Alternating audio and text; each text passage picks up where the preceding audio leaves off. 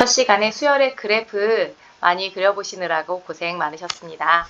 이번 시간에 기본 성질 5가지 배우고 나면은 조금 더 쉽고 정확하고 빠르게 수열의 극한 계산할 수 있지 않을까 생각합니다. 교과서 15페이지 펴보시면은요. 네모 박스가 하나 보이실 거예요. 그 바로 위에 다음이 성립함이 알려져 있다. 잘 알려져 있다 이런 표현들 가끔 만나실 텐데 이거는 무슨 뜻이냐면은 좀 더 자세하게 설명하자니 대학 수준이라 생략합니다 이런 이야기예요. 대학 가셔도 똑같은 표현 만나실 수 있는데 그때에는 이거는 대학원 수준인가 보구나 하고 열린 마음으로 받아들이고 넘어가시면 되겠습니다. 기본 성질 5가지 보겠습니다. 기본 성질 5가지 구체적으로 보기 전에 중요한 조건 하나 짚어보도록 하겠습니다. 바로 수렴한다는 조건입니다. 밑에 5가지 성질들은요. 수렴하지 않으면 보장할 수가 없는 성질들이에요. 따라서 수열들이 수렴하는지 반드시 확인하고 5가지 성질 적용하는 습관 중요합니다. 동그라미 1번 실수배부터 확인해 보도록 하겠습니다. 실수배 C는요. 리미트 밖으로, 리미트 안으로 자유롭게 드나들 수가 있습니다. 동그라미 2번부터 동그라미 5번까지는 수열의 사칙연산과 관련된 이야기입니다. 수열도 사칙연산이 가능하잖아요. 각 한 끼리 더하고 빼고 곱하고 나누고. 동그라미 2번 덧셈부터 확인해 보겠습니다. 리미트는 각각의 수열에 나누어 들어갈 수도 있고요. 반대로 각각으로 나누어져 있던 리미트를 좌변과 같이 합해서 한 번에 표현할 수도 있다는 거. 동그라미 3번의 뺄셈, 동그라미 4번의 곱셈, 동그라미 5번의 나눗셈도 같은 원리로 이해하시면 좋겠습니다. 정리해 보겠습니다. 수열이 수렴하기만 하면 실수배와 사칙연산을 자유롭게 할 수 있다. 이렇게 판단하시면 좋을 것 같고 마지막으로 단 확인하고 넘어가겠습니다. 여러분 나눗셈 분수 모양 접하실 때 항상 조심하셔야 되죠. 뭐를? 분모가 절대 0이 되어서는 안 된다. 교과서 16페이지의 예제 1번 함께 해결해 보도록 하겠습니다. 쌤이 아까부터 계속 강조하고 있었던 것은 오늘 배운 기본 성질들 5가지는 수렴하는 수열들에 대해서만 보장할 수 있다. 괄호 1번 보시면 수렴하는 수열이 보이지가 않아요. 우리에게 주어진 정보는 단 하나, n이 한없이 커지는 상태이다. 근데 이 친구를 뭐라고 해석할 수가 있냐면요. n분의 1이라는 수열이 0에 수렴한다. 이와 같이 해석하실 수가 있겠습니다.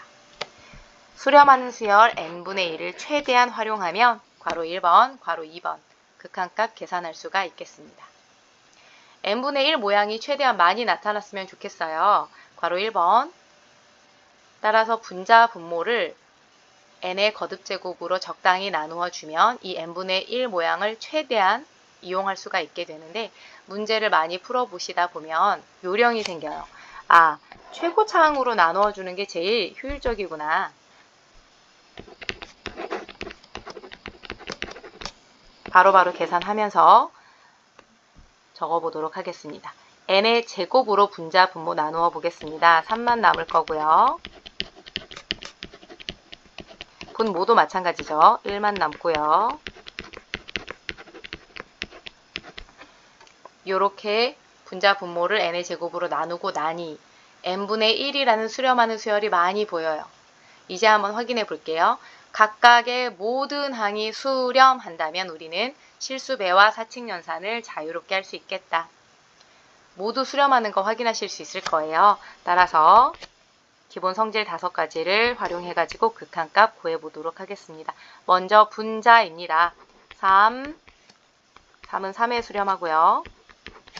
0의 수렴, 0의 수렴, 1의 수렴, 0의 수렴, 0의 수렴. 따라서 계산하면 1분의 3, 극한값은 3, 2분할을 쉽게 계산하실 수가 있겠습니다. 더 많은 문제 풀어보다 보면은 규칙성 찾으실 수 있게 되는데 괄호 1번과 같이 무한대분의 무한대꼴의 극한의 경우에는 결국 최고차항의 개수만 확인하면 되는구나. 이런 규칙성 찾아보실 수가 있을 거예요. 괄호 2번 보겠습니다. 괄호 2번도 n분의 1이라는 수열을 최대한 활용하고 싶은데 나눗셈을 잘못하면 문제가 생기잖아요. 괄호 1번과 같이 분수 모양이면 나눗셈 하는데 문제가 없는데 괄호 2번과 같은 경우에는 나눗셈을 함부로 할 수가 없는 상황입니다. 이럴 때에는 나눗셈을 쉽게 할 수 있도록 분수 모양으로 변형해서 괄호 1번과 같이 문제를 해결해 나가면 됩니다. 이거 수학 시간에 많이 활용하는 전략이잖아요. 내가 필요한 모양이 있다면 그 모양으로 변형해서 문제풀이를 진행하시면 되겠습니다. 특징이 루트가 있습니다. 루트 하면 생각나는 거 유리화 과정을 거치시면 괄호 1번과 같이 분수 모양을 얻으실 수가 있거든요. 변형 한번 해보겠습니다. 유리화를 통해서 분자에는 2n만 남을 거고요. 분모에는 플러스 n 똑같이 n분의 1이라는 수렴하는 수열을 최대한으로 활용하기 위해서 분자 분모를 최고차항 n으로 나누어주면 좋겠구나. 그러면 똑같은 방식으로 문제를 해결할 수 있고요. 우리 또 방금 배웠잖아요. 무한대분의 무한대꼴의 경우에는 최고차항의 개수만 확인하면 쉽게 극한을 계산할 수가 있다. 분자부터 보겠습니다. 2n의 개수는 2, 분모 확인해 보겠습니다. 루트 n의 제곱의 개수는 루트 1이라고 볼 수가 있겠고요. n의 개수는 1. 따라서 약분했을 때 1이라는 극한을 쉽게 계산할 수가 있겠다.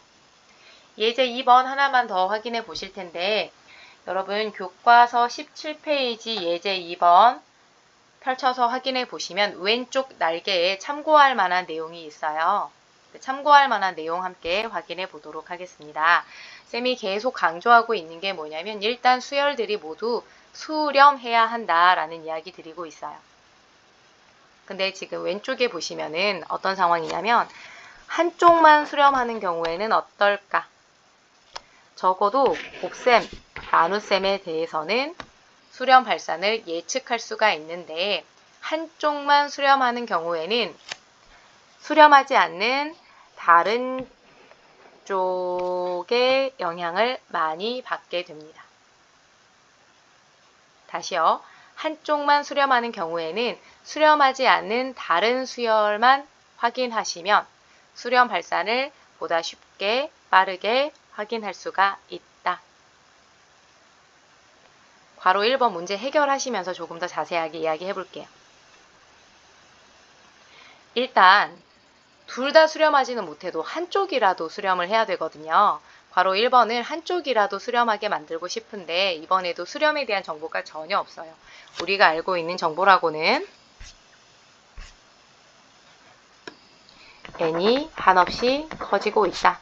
따라서 n분의 1이라는 수열이 0에 수렴한다는 거 이거 하나만 알고 있기 때문에 이번에도 n분의 1을 최대한으로 활용해 보도록 하겠습니다. n의 제곱 마이너스 5n을 변형할 건데요. n분의 1이 최대한 나타나게 변형하려면 최고차항 n의 제곱으로 묶어 주셨을 때 n의 제곱으로 나누는 효과를 볼 수가 있습니다. 인수분해 마저 이어서 해볼게요. 1 마이너스 n분의 5 그래서 뒤에 있는 항이 1에 수렴하는 것을 확인할 수가 있어요. 하나라도 수렴하는 형태로 만들어 보는 거예요. 이렇게 되면 이 전체 수열은요. 수렴하는 수열에는 영향을 덜 받고요. 나머지 수렴하지 않는 이 친구한테 앞에 있는 n의 제곱한테 많은 영향을 받게 됩니다. 앞에 있는 n의 제곱은 양의 무한대로 발산하거든요. 따라서 전체 수열 n의 제곱 마이너스 5n은 양의 무한대로 발산한다 라고 판단해 주실 수가 있겠습니다. 꼭 양의 무한대가 아니더라도 마찬가지예요. 한쪽 수열이 수렴하면 수렴하지 않는 수열을 따라가요. 라는 내용이 왼쪽 날개의 내용이다. 이 정도로 이해해 주시면 좋겠습니다.